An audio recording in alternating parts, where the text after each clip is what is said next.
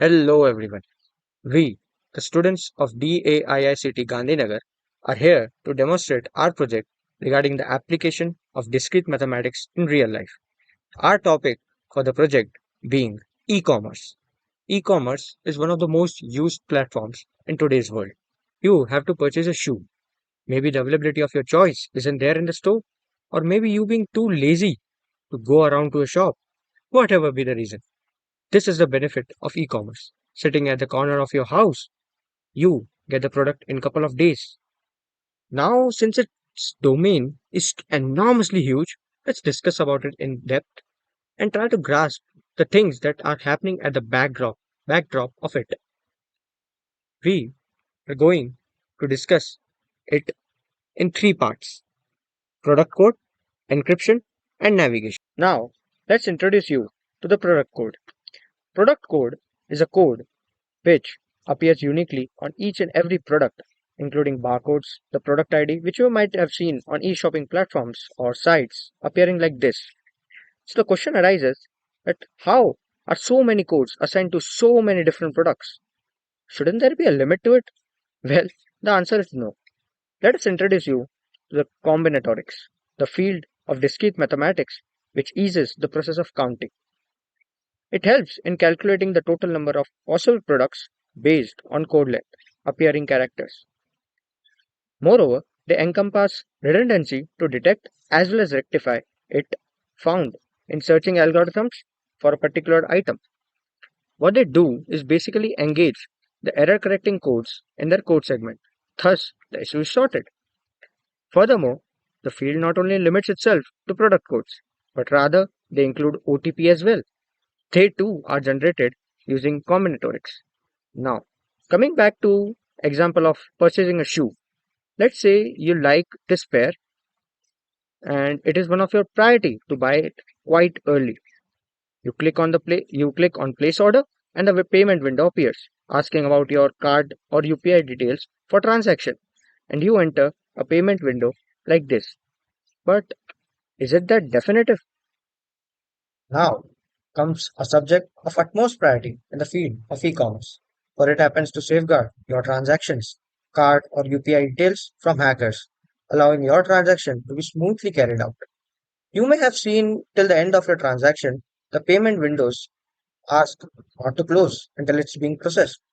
This is because it's highly encrypted and quite arduous to be hacked.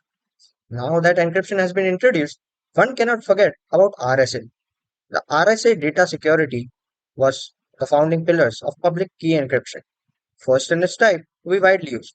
As discussed in the given slide, it is a repercussion of Fermat's-Riddle theorem. Now, let's discuss about its workflow to get better grasp on it. So, let's say you have a message. First, the message is decimated to individual characters, and the ASCII value gets converted in form of a prime number, as given here. Let's say they are P and Q. Now, consider an integer n made by the product of P and Q, phi, the product of P minus 1 and Q minus 1, introducing two more characters, E and D, giving product whose remainder with phi comes out to be 1. Now, C is as shown, and further, the message which is encrypted is given in the last box. But how reliable is RSA? Since it's based on factoring large integers, we can directly say that the strength is directly proportional to length of the message. But with greater message comes great storage space, nearly impossible to be incorporated in small storage devices. For this purpose, ECC was developed, an even more secure model which is easily incorporated in small devices. It can be regarded as more advanced version of RSA. Moreover, the key is as simple as considering a random integer in certain range. The public key are nothing but the coordinates in xy plane.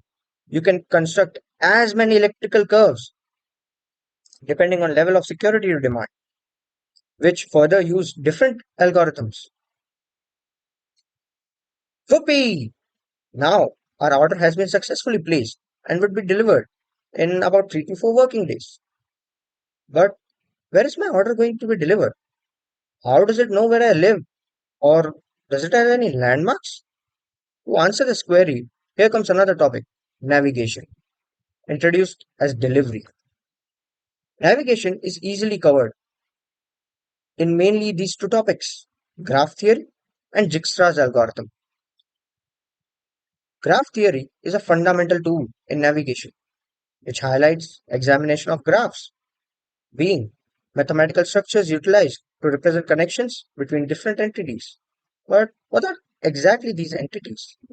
For instance, if you consider image maps, the locations at which they can be clicked can be regarded as entities, as shown in this slide.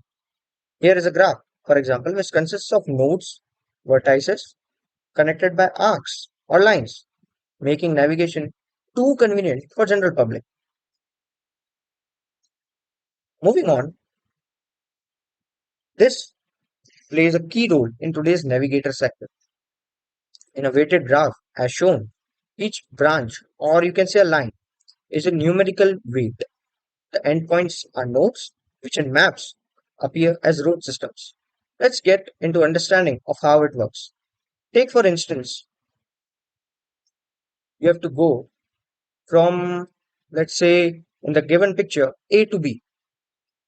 Firstly, it checks the shortest path between the given three. There are 7, 9, and 4.